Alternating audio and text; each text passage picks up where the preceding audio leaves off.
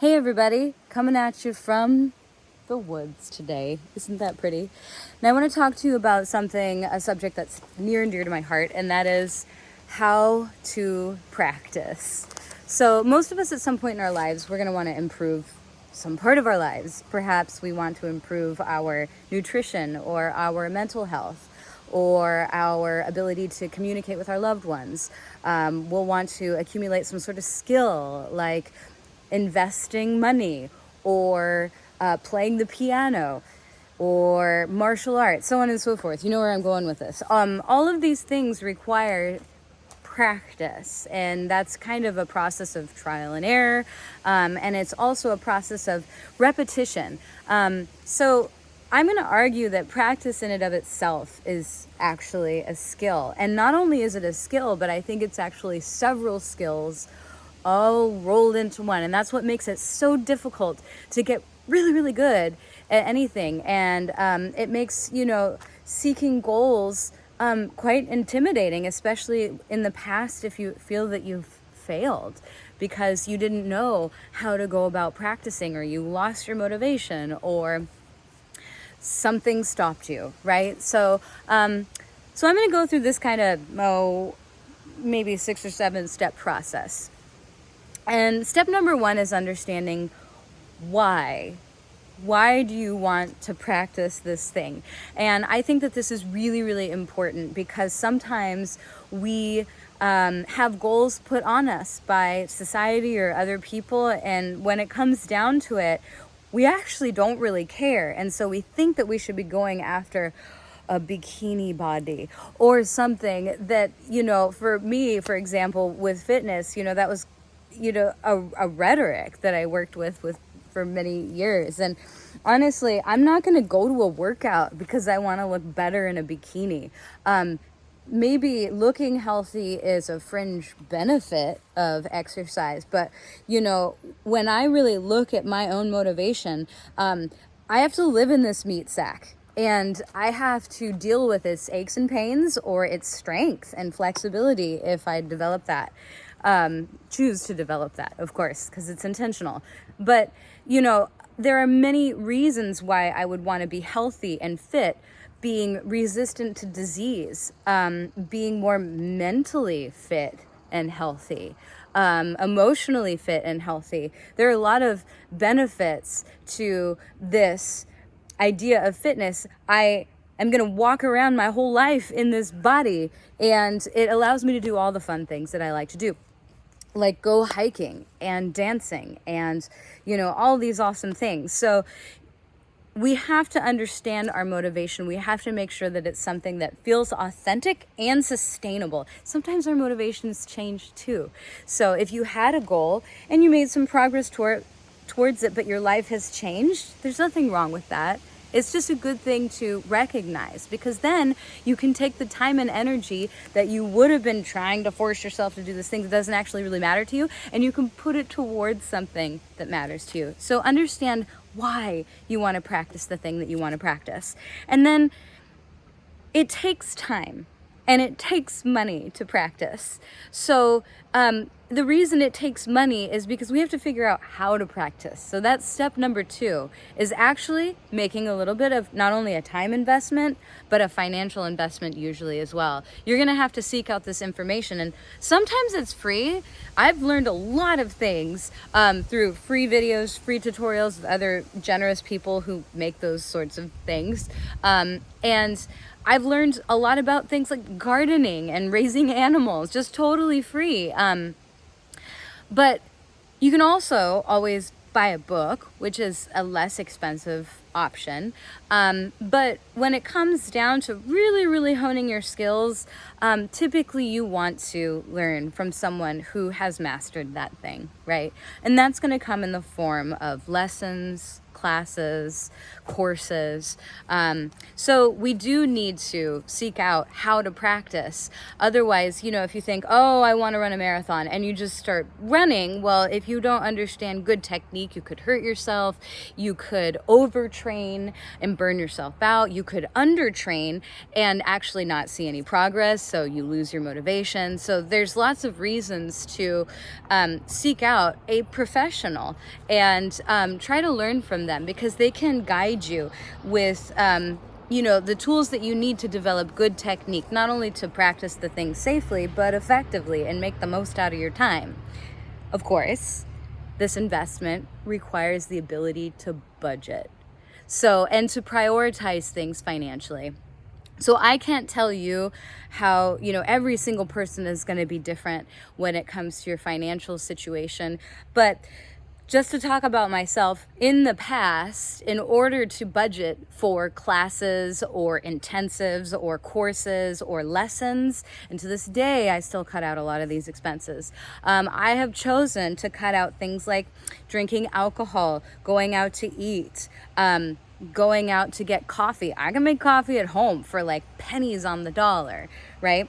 Canceling subscriptions. So I don't have any magazine, I don't have any entertainment, no Netflix, no Hulu, none of that stuff, because it's a time suck. There's no, I don't like the return on that investment for my time or my money. So I've driven pretty much chronically ugly cars my whole life.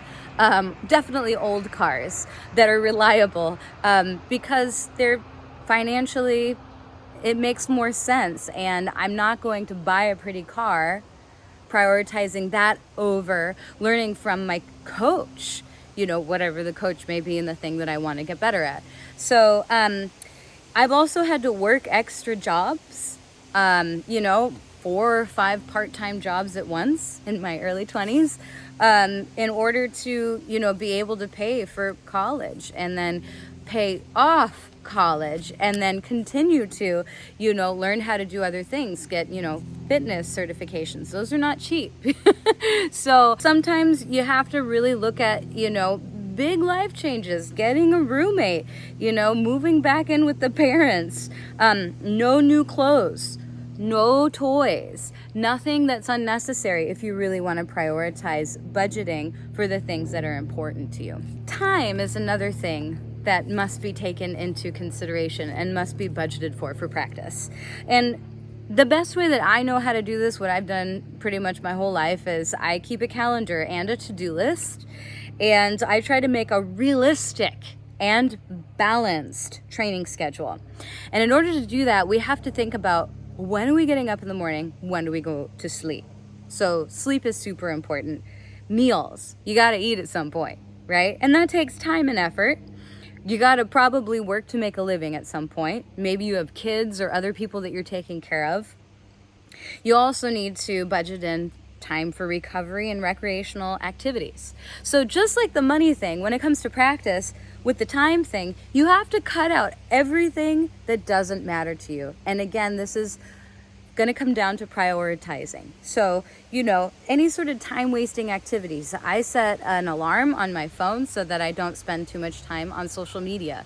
I don't usually spend any time. Maybe I'll watch one movie a week, just as a treat. But, unnecessary activities of any sort, they get cut out if they don't work towards my immediate goals. And that can also mean, not succumbing to social pressure. If it doesn't make sense for me to go out until 2:00 in the morning, this is going to ruin my sleep, then I'm going to not want to practice a thing. I'm not going to be as cognitively sharp, and I'm not going to be as athletic.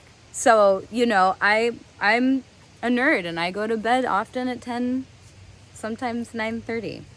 And that means not succumbing to social pressure. Not that you can't party once in a while, but you know what I'm saying, on the regular.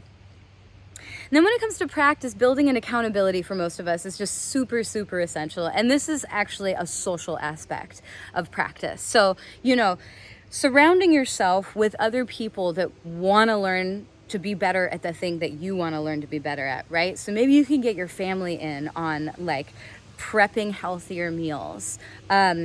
Maybe you can get your friends in on going to dance class with you or hiking. Enroll yourself in events so that you have a goal to work towards. You have something solid that is like looming over you, threatening you, that you need to practice for.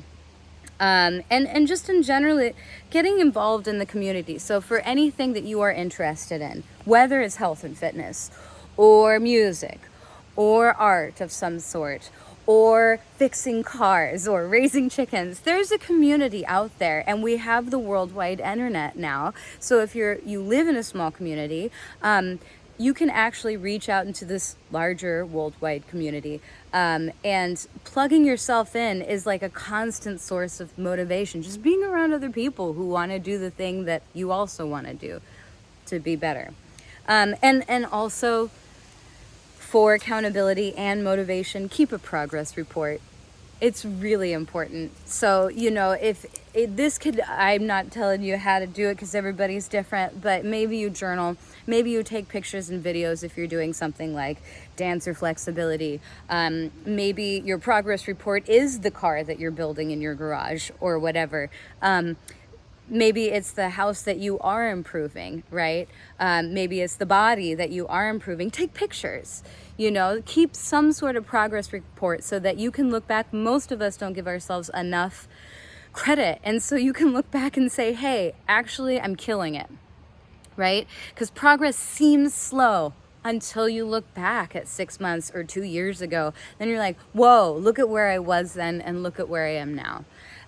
So that can be a constant source of real, authentic motivation. Unfortunately, when it comes to practice, that involves making a shitload of mistakes.